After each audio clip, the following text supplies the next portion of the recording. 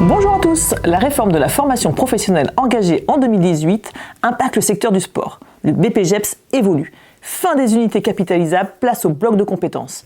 Le BPGEPS Activité physique pour tous change aussi de nom. Il devient le BPGEPS MAPS, multi-activité physique ou sportive pour tous. 3 blocs, une nouvelle structure, on vous explique tout ça dans le reportage. Alors oui, rentrons dans le vif du sujet avec ce qu'on appelle le bloc 1 qui regroupe ce qui était initialement les UC 1 et 2, les UC transversales au BPGEPS. Là, c'est un gros morceau qui va commencer.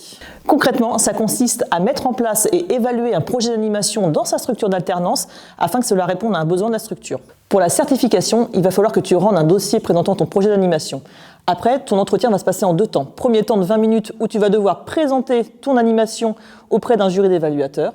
Et après, pendant 30 minutes, ils vont pouvoir te poser des questions sur ce projet. Alors, maintenant, on va se chauffer pour le bloc 2. Lui, c'est le petit nouveau. Ce bloc va permettre de mettre en avant tes compétences en communication. Tu vas devoir développer 2 actions de communication et de promotion pour améliorer la visibilité des activités de ta structure auprès de 2 publics différents. Pour te donner quelques exemples, ça peut être une affiche pour promouvoir un tournoi familial, ça peut être un flyer, ça peut être une vidéo pour promouvoir des stages sportifs, bref, de la com. Concernant l'épreuve, tu auras 10 minutes pour présenter tes supports personnels et après tu vas avoir 15 minutes où tu vas te faire cuisiner un petit peu par le jury. Bon, le dernier bloc de compétences et pas des moindres, c'est le bloc 3. Celui-ci, il est axé sur la péda et la construction de cycles d'apprentissage. Alors là, accroche-toi bien, bois un café pour être bien réveillé parce que là, je vais avoir besoin de toute ton attention. Pour pimenter un peu cette épreuve, chaque région a défini des modalités spécifiques. Moi, je vais te présenter les modalités pour la Bretagne. Déjà, la nouveauté, c'est qu'avant même de pouvoir présenter la certification, tu vas devoir mener 2 cycles d'apprentissage dans ta structure et que ton tuteur remplisse une attestation sur l'honneur comme quoi ces cycles ont été menés. Ces 2 cycles doivent être menés auprès de 2 publics différents sur 2 familles d'activités sportives différentes. Considère ces prérequis comme un échauffement parce que là, les choses sérieuses vont commencer avec l'épreuve 1A du bloc 3. Pour faire simple, tu vas devoir mettre en place le 3e cycle d'activité sur la dernière famille et le dernier public que tu n'as pas abordé. Attention, ton cycle doit comporter 6 séances. Ah, attendez, on me dit quelque chose à l'oreillette ? Alors, petit zoom sur les publics et activités que tu vas devoir encadrer cette année. C'est très simple, tu as 3 cycles à mener sur 3 familles d'activités qui sont les activités physiques et jeux sportifs comme les sports collectifs, les sports de raquettes et d'opposition, les activités physiques en espace naturel tels que le VTT, la marche nordique et la randonnée. Et la dernière famille d'activités, les activités physiques et d'entretien corporel comme la gym douce, le stretching, le renforcement musculaire. Pour les publics, 4 possibilités. Les publics mineurs, les adultes de 19-60 ans, les plus de 60 et les publics en situation de handicap. À vous les studios!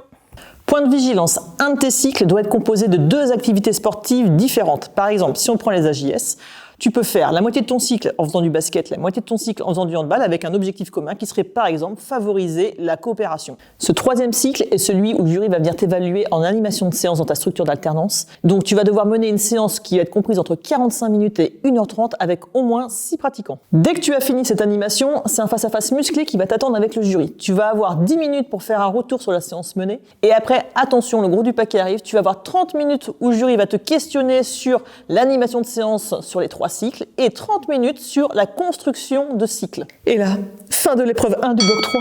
Mais c'est pas fini. Que l'épreuve 2 commence. Cette épreuve va faire appel à ta capacité à innover dans les offres des activités de ta structure. Tu vas devoir mettre en place dans ta structure 2 nouvelles séances sur 2 nouvelles activités que ta structure n'aura jamais expérimentées et que toi non plus tu n'auras jamais expérimenté. Par exemple, si tu fais de la boxe, tu ne pourras pas prendre cette activité. Alors, petite contrainte supplémentaire, tu vas devoir choisir obligatoirement 2 familles d'activités sportives différentes. Une fois que tu auras expérimenté ça, tu vas devoir expliquer comment tu as mené ces séances et gérer l'aspect sécuritaire lors d'un entretien face à un jury pendant 30 minutes. Ça y est, là, c'est fini.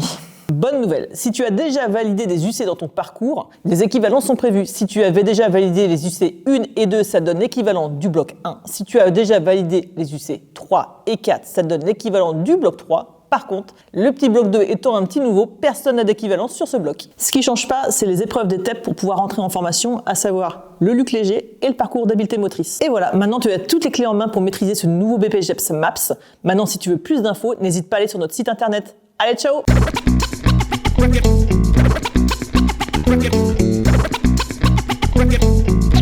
this frequency clear.